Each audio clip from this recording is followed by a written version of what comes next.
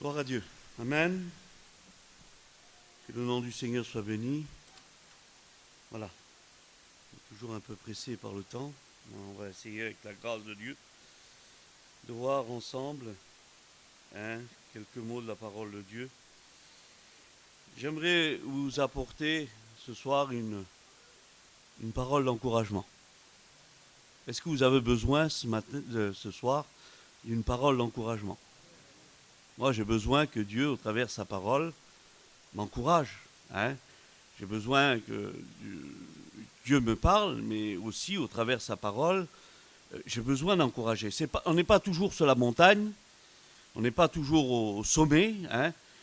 Et des fois, on vient à la réunion, on est là, et puis on peut avoir une belle apparence, mais le cœur est triste. Le cœur n'est pas comme il faudrait qu'il soit.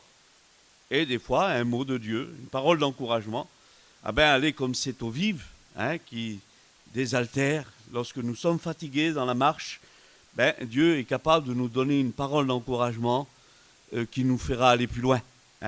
C'est un peu comme la nourriture que Élie, le prophète, prend dans le lieu où il est. Avec cette nourriture, il va marcher pendant 40 jours. Alors nous avons besoin d'un mot de Dieu qui nous encourage. Alors j'aimerais vous poser une question.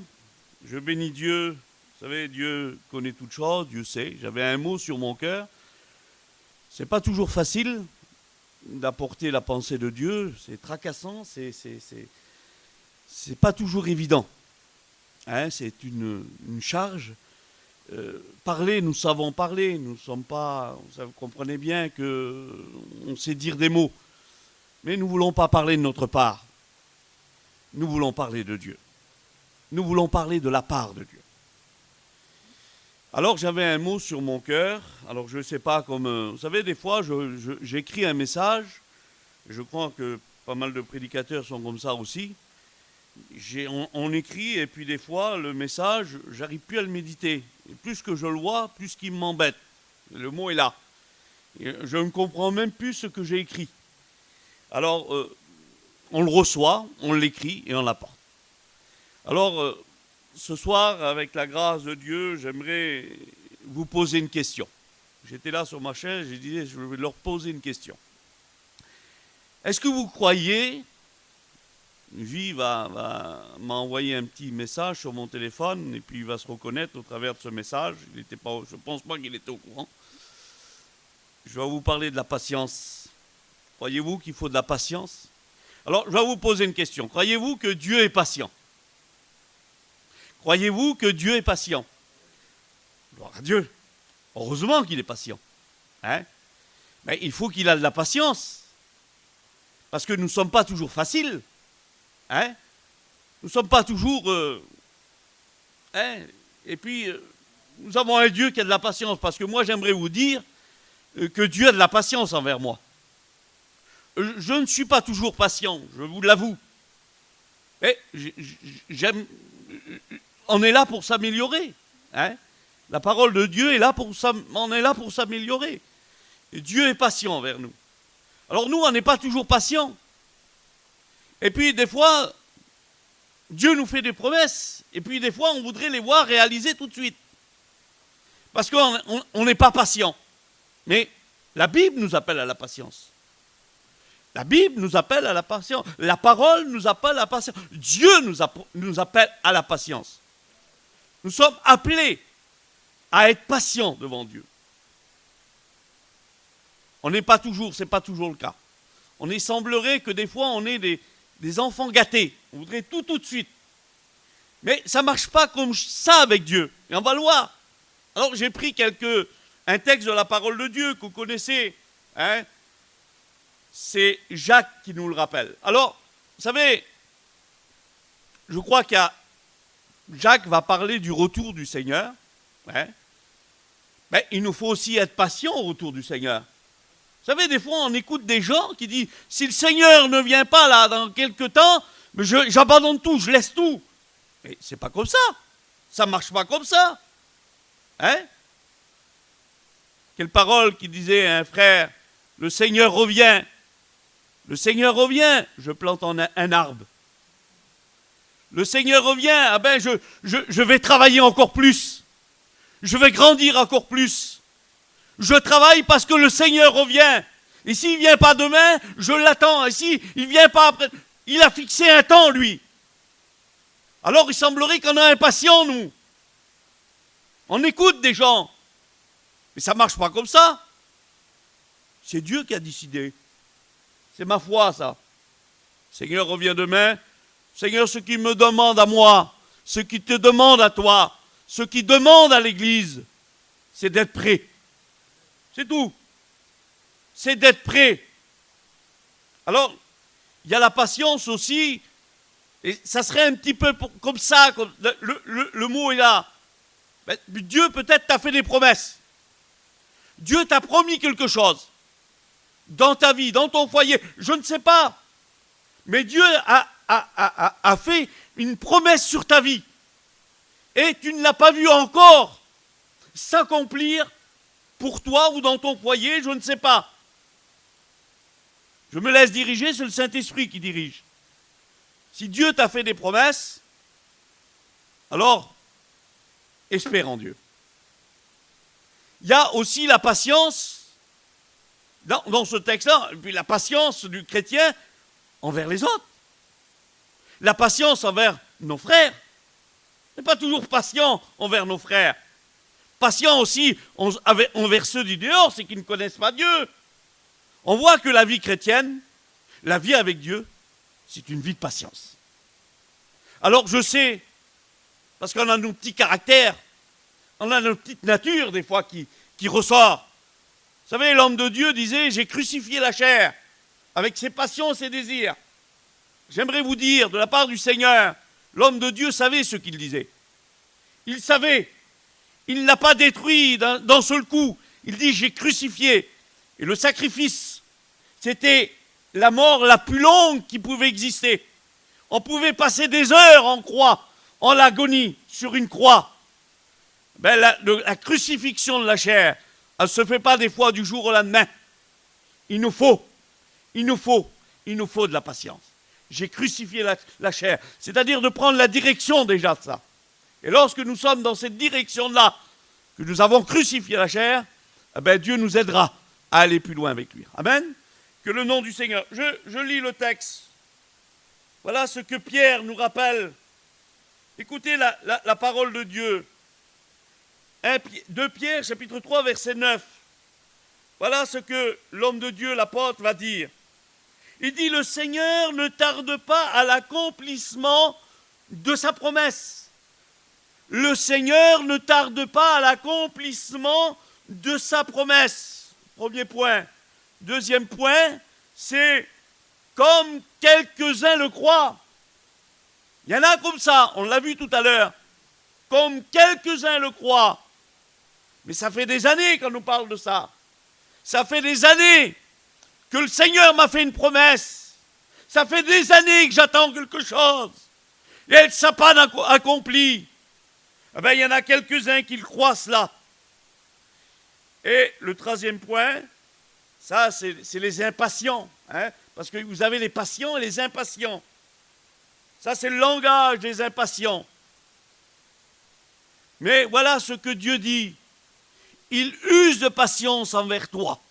Alléluia.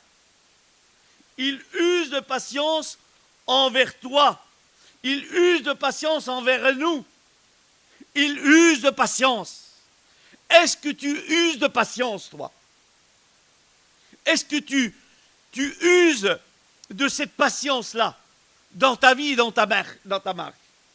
Il ne tarde pas à l'accomplissement de ses promesses. Dieu t'a fait une promesse. Dieu t'a fait une promesse. Je ne la connais pas, la promesse que Dieu t'a fait. Mais toi, tu la connais.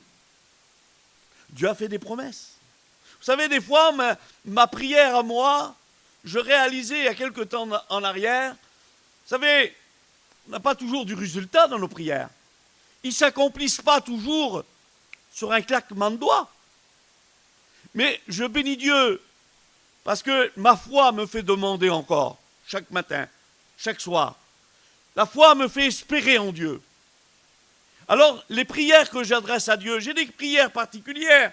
On a des prières particulières, des besoins particuliers qu'on demande à Dieu, que ce soit pour nos enfants, que ce soit pour notre entourage. Écoutez le témoignage de notre frère tout à l'heure. Il semblerait que des fois on n'espère plus aux promesses. On veut baisser les bras, même des fois dans la marche, parce qu'on espère tellement qu'au bout d'un moment, il semblerait qu'on est déçu. On est déçu. Mais Dieu nous demande à aller plus loin. Dieu nous demande à aller plus loin. Il use de patience envers nous. Alors les promesses de Dieu sont pour nous. Alors nos prières, des fois, ma prière, des fois, je pensais, j'ai dit, Seigneur, ma prière que je t'adresse, tu la connais. On n'a pas besoin de redire les mêmes choses ou de rappeler à Dieu. On les dit. Mais est-ce que Dieu serait quelqu'un qui oublie nos prières? Non. Mais je pensais, Seigneur, je disais dans mon cœur, je disais, Seigneur, tu prends nos prières là, et tu les mets dans les vases, et tu les mets avec un couvert dessus là. Et puis tu les mets de côté. Et puis quand le temps viendra, Dieu prendra cette prière-là, qu'elle est dans ce vase-là avec ce couvert, et puis il lâchera le couvert. Parce que Dieu nous demande la patience. Dieu a fait des promesses. Dieu t'a fait des promesses.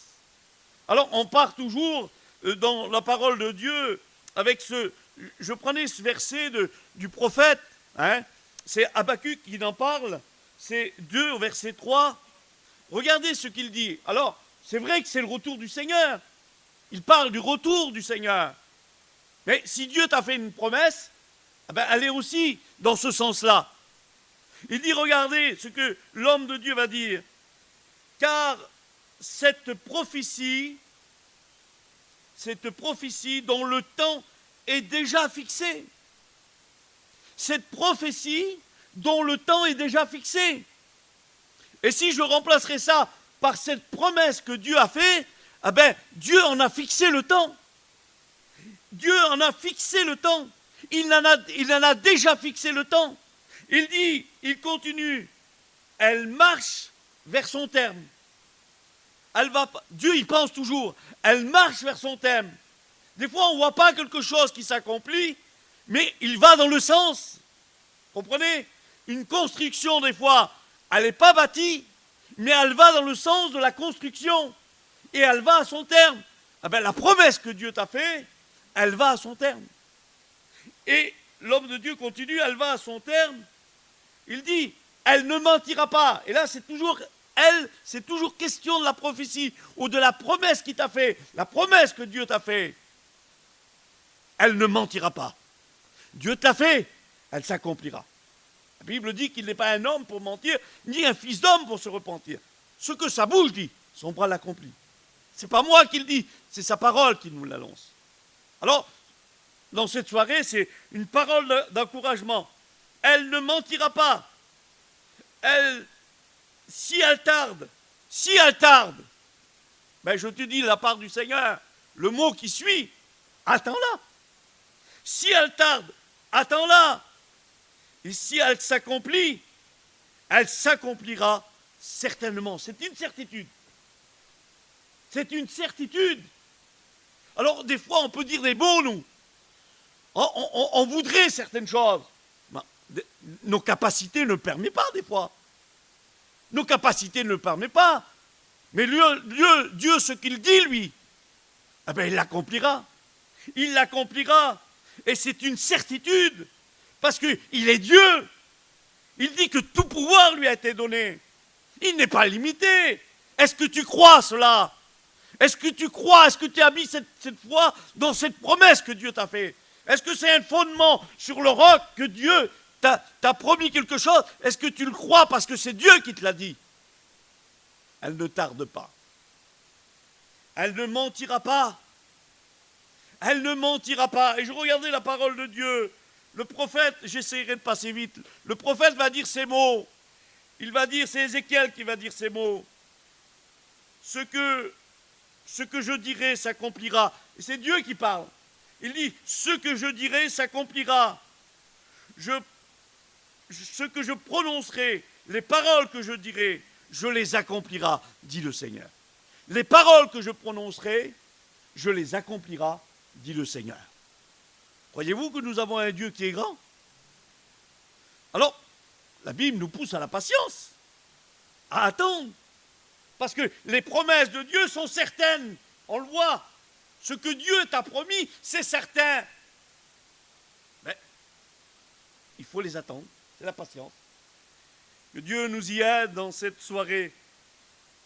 Le psaume nous rappelle cette parole-là. Si elle tarde, regardez ce que il dit. L'esprit de l'Éternel. Espère en l'Éternel. Espère en l'Éternel. Fortifie-toi. C'est une parole d'encouragement, ça. Hein? Dieu t'a fait des promesses. Ah ben, espère en l'Éternel. Espère dans sa parole. Espère dans ses promesses. Il dit, fortifie-toi. Et que ton cœur s'affermisse. Quelque chose de dur. Je le crois comme dur, on dit. Je le crois, ça peut que se réaliser. Je le crois. Et il finit encore par les mêmes mots. En même mots, espère en l'Éternel.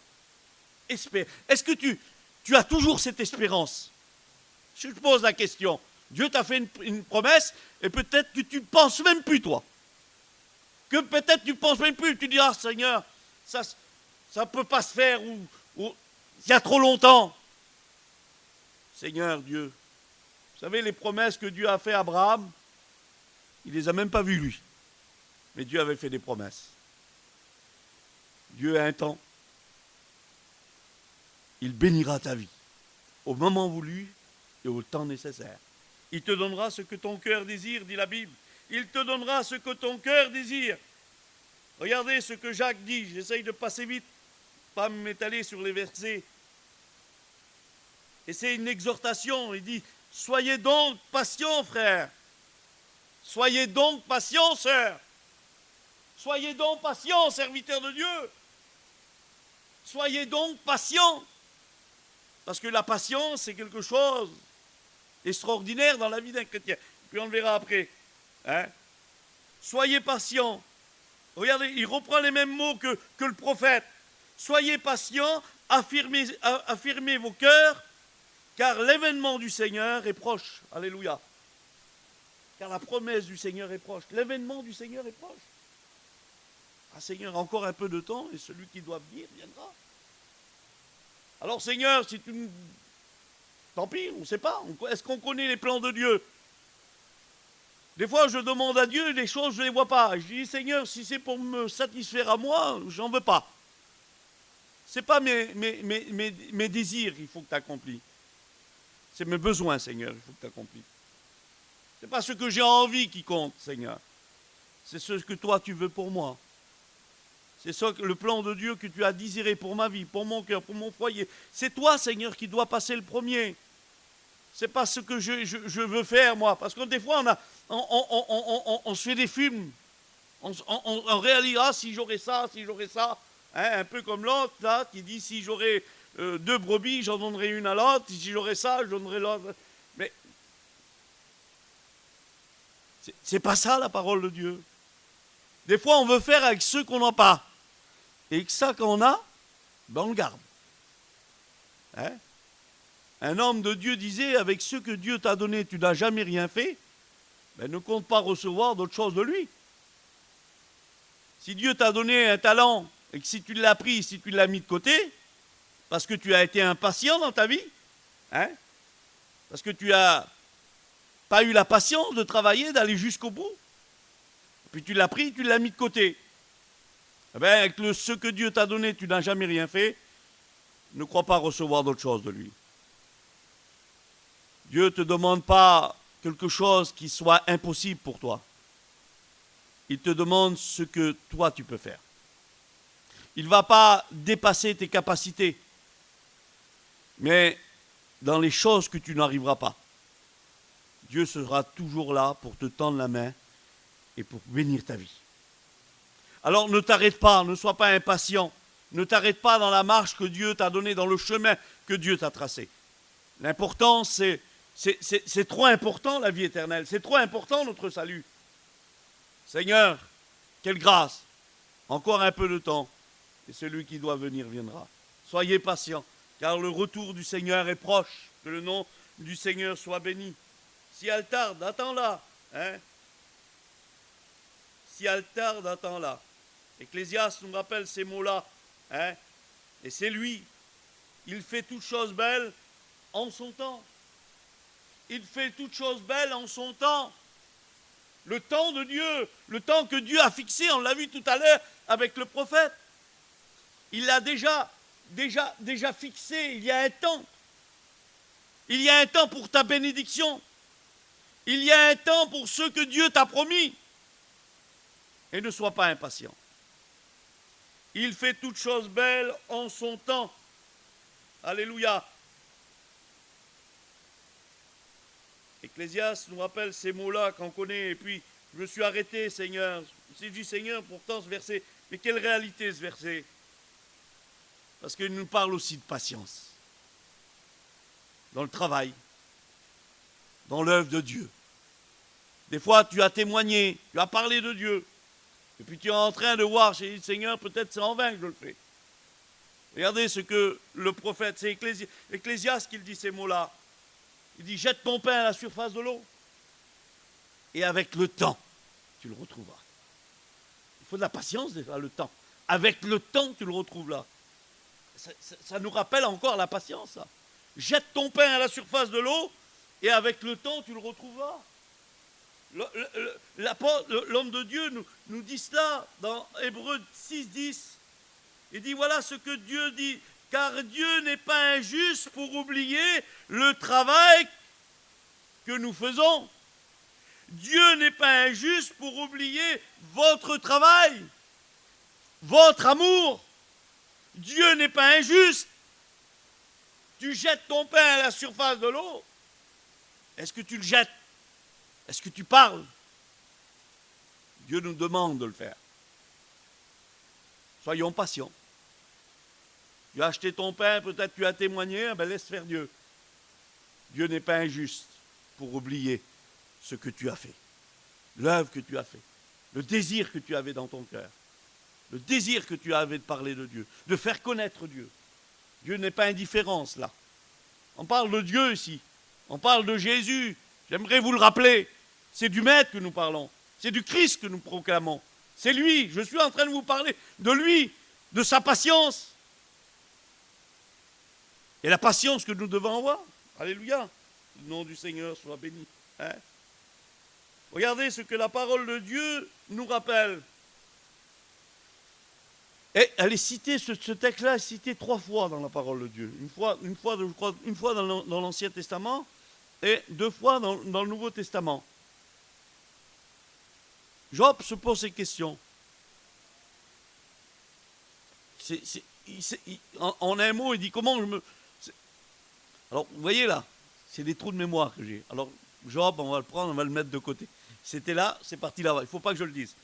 Mais je vais vous dire ce texte-là, où c'est le prophète qui le dit, et c'est dans le même verset qu'on a lu tout à l'heure, par rapport à la promesse que Dieu nous a faite. Il dit, le juste vivra par la foi. Le juste vivra par la foi. Ah bon, Seigneur. Alors si je regarde Jacques qui nous rappelle ces mots-là, en disant ces mots, le juste vivra par la foi, et Jacques nous dit ça, sachant que l'épreuve de votre foi, c'est pas toujours facile, c'est pas toujours évident. Je vais essayer d'aller très vite. Il dit, sachant que l'épreuve de votre foi, qu'est-ce qu'a produit? La patience. Le juste vivra par la foi, sachant que l'épreuve de votre foi produit la patience. Ah Seigneur, hein? Voilà ce qu'il dit de Moïse. Il dit, Moïse était un homme fort patient. Il fallait qu'il ait de la patience avec le peuple d'Israël. Il fallait qu'il ait de la patience. Moïse avait aussi son caractère, et on le voit lorsqu'on on lit la parole de Dieu, on voit la vie de Moïse. C'est un homme qui n'est pas trop patient. Mais il y a toujours des nouveaux départs avec Dieu. Hein. J'ai écouté Paillon nous rappeler cette prédication. Un nouveau départ. Eh bien, peut-être que tu as besoin de prendre un nouveau départ. Un départ avec la patience dans ta vie. Parce que tu n'as pas peut-être de patience. Ben, Dieu te dit maintenant, il faut que tu prennes un nouveau départ pour ta vie chrétienne, et peut-être pour ton foyer, envers ceux qui t'entourent, peut-être pour ta compagne, ton compagnon, pour tes enfants. Ben, Dieu te dit, il faut un nouveau départ. Il faut que tu produises cette... Tu as la foi, elle doit produire la patience. Tu as la foi, elle doit produire la patience. Moïse n'était pas un homme patient, parce que Dieu lui dit de parler au rocher. Et lui, il va frapper le rocher. On voit son caractère. Et pourtant, il a appris aussi. Il a été à l'école de Dieu. Nous sommes toujours à l'école de Dieu. Nous sommes appelés à grandir à l'école de Dieu. Vous savez, comment le jeune homme rendra-t-il pur son sentier? C'est en se dirigeant selon la parole de Dieu. Nous sommes toujours des jeunes hommes dans la foi. Nous sommes toujours en train d'apprendre dans la marche avec Dieu. Même à tous les âges. Nous ne sommes pas arrivés. Nous apprenons toujours. On fait toujours des découvertes dans la parole de Dieu. On n'est pas arrivé à un niveau à dire maintenant, je sais tout, je connais tout. Non, on est toujours à l'école de Dieu. On a besoin toujours d'apprendre. Et toujours d'avoir cette patience dans nos vies. Pour le Seigneur, afin que Dieu nous parle et de grandir avec lui. Ben, Moïse était un homme de cette trempe-là, on pourrait dire. Parce que la Bible dit que Moïse était un homme fort patient. Parce qu'il lui fallait de la patience. Il fallait supporter le peuple d'Israël. Toujours en train de demander quelque chose. Toujours en train de faire... Toujours en train de... Des rongeurs, quoi. Des rongeurs. Il y en a des rongeurs. Hein? Ben, comme ça. Ben, avec un rongeur, ben, il faut avoir de la patience des fois aussi. Hein?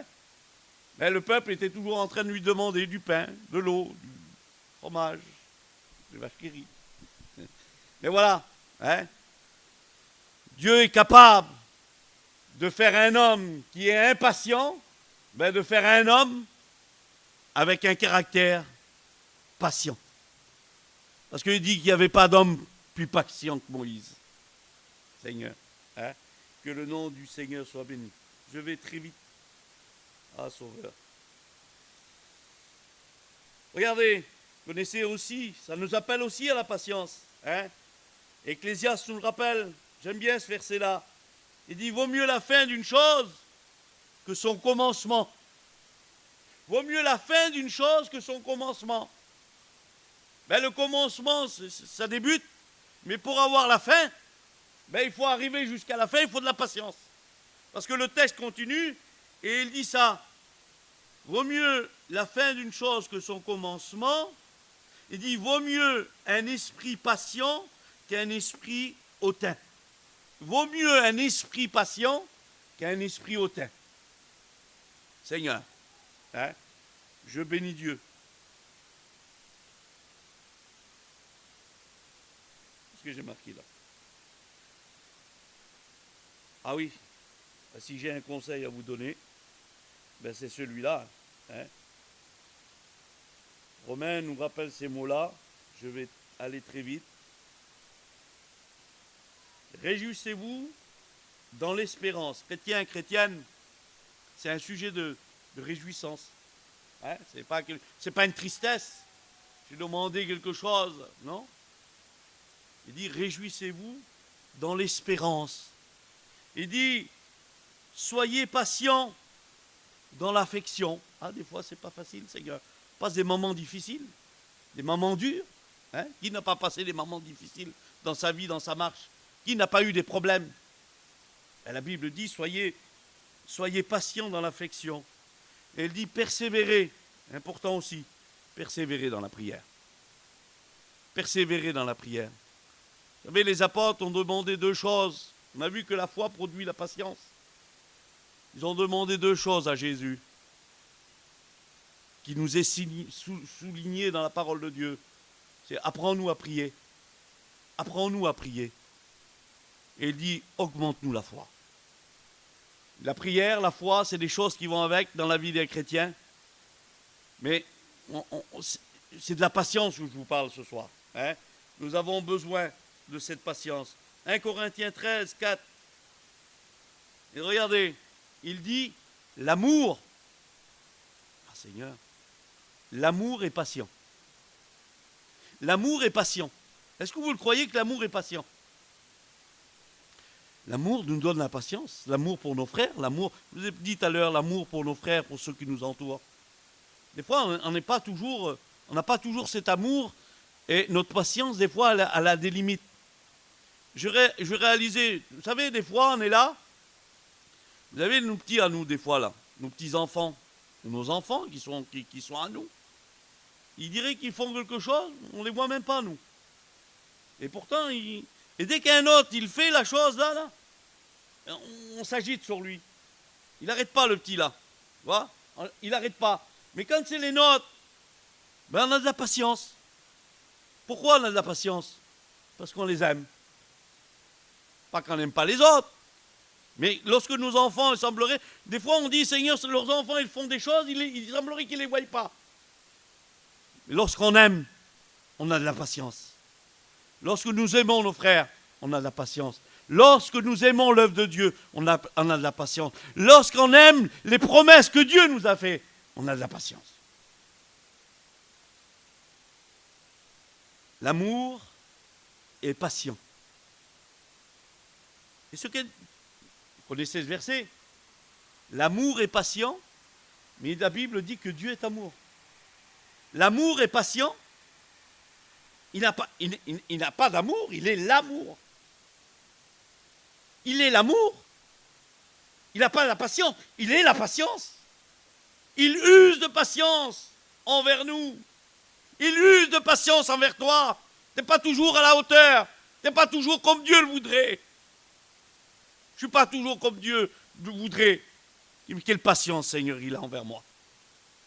Alors je n'aurai pas envers lui. Hein, dans ce qu'il m'a promis. Hein, dans ce qu'il a mis devant moi, dans son œuvre, parce qu'il y a l'œuvre de Dieu aussi. L'engagement que j'ai pris aussi avec lui. Une patience avec Dieu. Une patience à toute épreuve. À tous les vents contraires. À toutes les situations. Une patience qui renverse les murailles. Qui renverse les géants. Qui rouvre les mers. Une patience. Ben Dieu, ce que Dieu a promis, il l'accomplit. Alléluia. Amen. L'amour est patient et Dieu est amour. 2 versets et j'arrête. 3 versets et j'arrête. Voilà. Hein? Le psaume, il dit, mais toi Seigneur, tu es un Dieu miséricorde. Tu es un Dieu miséricorde. Tu es un Dieu compatissant. Voilà le Dieu que nous présentons. Tu es un Dieu patient. Tu es un Dieu miséricorde. Tu es un Dieu compatissant. Tu es lent à la colère, Seigneur. Tu es lent à la colère. Et tu es riche en bonté et en fidélité. Alléluia. Elle est belle la parole de Dieu. Elle doit vous encourager. Elle doit bénir vos vies. Hein? Tu es lent à la colère. Il y en a qui attendent la colère. Moi, je n'attends pas la colère. J'attends que le Seigneur vienne. Ce n'est pas la colère de l'agneau. C'est la grâce que je suis là. Et cette grâce me fait rentrer au ciel. N'attends pas la colère, parce que s'il est lent, la colère, un jour la colère éclatera. La colère de l'agneau. Cachez-vous, cachez-vous, car la colère de l'agneau est venue. C'est le livre de l'Apocalypse qui nous rappelle. Mais aujourd'hui, nous sommes sur le temps de la grâce, sur la bénédiction. Il est lent à la colère, que le nom du Seigneur soit béni. On trouve la patience de Dieu. Hein? Cependant, l'Éternel désire vous faire grâce. Cependant, tu ne le mérites pas. Tu ne le mérites pas, je ne l'ai pas mérité. Et s'il y a une bénédiction, Seigneur, ben je ne la bénérite pas non plus. Tout ce que je reçois, c'est par grâce. Seigneur, est-ce que je mérite quelque chose? Est-ce que c'est indu? Est-ce que Dieu me serait redevable? Dieu ne m'est pas redevable, il n'est pas redevable à vous. S'il serait redevable, ah ben, ça ne serait plus une grâce, ça serait indu. Et c'est la Bible qui le dit. Mais tout ce que nous recevons, c'est par grâce. Il dit cependant, parce que je ne le mérite pas, tu ne le mérites pas. La bénédiction, tu ne la mérites pas. Mais Dieu, dans son amour, il te la donne. Les promesses, c'est pour toi. Le mot de Dieu, c'est pour toi. Dieu t'a fait des promesses, elles s'accompliront. Alléluia. Sois patient. Hein? Je bénis Dieu. Alors, si on parle d'homme patient dans la Bible, il y avait un homme, c'était quelque chose, c'est Job, avec tout ce qu'il a passé, avec sa situation. Je ne vais pas vous rappeler la vie de Job, mais vous connaissez la vie que Job a eue. Il avait tout. Il a tout perdu. Il s'est trouvé avec plus rien. Et puis même le soutien qu'il avait le plus proche, qui était sa compagne, elle ne va plus être un soutien pour lui. Mais elle va être un moyen de découragement, de mettre sa patience à l'épreuve. Il dit, maudit ton Dieu et meurs. C'est bon maintenant, arrête, arrête. Mais la Bible dit que dans tout cela, malgré tout cela, Job ne s'est pas rebellé contre Dieu. Il dit, l'Éternel a donné, l'Éternel a repris, que le nom de l'Éternel soit béni. Job était un homme patient. Et dans cette situation, il va dire, j'ai fait plier ma volonté aux paroles de sa bouche. J'ai fait plier ma volonté. C'était un homme patient. Et la Bible dit à la fin de sa vie que ce qu'il avait perdu, il va le retrouver en double. Ah, il ne le pensait pas peut-être. Peut-être qu'il ne l'espérait même plus. Mais Dieu avait fixé un temps. Dieu savait ce qu'il faisait. Dieu n'est pas injuste. Dieu n'est pas injuste. Pour oublier le travail, pour oublier notre vie, pour oublier notre marque, pour oublier les promesses qu'il t'a fait. Dieu n'est pas injuste. S'il t'a fait une promesse, j'aimerais te dire de la part du Seigneur que Dieu a fixé un temps et il l'accomplira pour toi. Amen. Voulez-vous prier le Seigneur? Je ne sais pas ce que tu as demandé à Dieu. Je ne sais pas quel est ton besoin. Mais j'aimerais te dire de la part du Seigneur que le Seigneur, il use de patience envers toi. Tu sais pourquoi il use de patience envers toi? Parce qu'il t'aime. C'est son amour qu'il a pour toi. C'est son amour qu'il a pour toi. Seigneur, comment tu m'as aimé? On ne peut pas trouver plus grand amour. L'amour de Dieu, c'est de donner ce qu'il avait de plus cher, ce qu'il avait de plus près, de plus grand. C'est qu'il a donné son Fils. Dieu t'a aimé. Alors il prouve sa patience envers toi. Il te tend toujours la main. Il veut toujours te le relever. La patience de Dieu, elle ne s'est pas arrêtée pour toi. Elle est encore ce soir. Elle est encore pour ta vie. Elle est encore pour ton foyer. Elle est encore pour tes enfants. Elle est encore pour la promesse de Dieu. Si ton père, ta mère t'abandonnent, dit la Bible, moi l'Éternel, je ne t'abandonnerai pas. Il est fidèle. Il est fidèle pour accomplir ce qu'il t'a promis.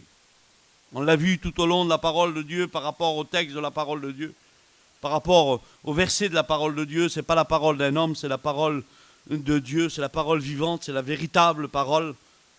C'est Dieu qui parle en travers sa parole. C'est Dieu qui a parlé, qui parle en travers ses serviteurs. C'est pas simplement que des mots, c'est une vérité, une réalité. C'est une puissance. Si la prédication de la croix est une folie pour ceux qui périssent, eh bien, j'aimerais te dire ce soir, toi qui es enfant de Dieu, elle est cette puissance pour ta vie. Cette parole s'accomplira. Crois-le. Attends. Si elle tarde, attends-la. On prie le Seigneur. Maël, tu pries le Seigneur.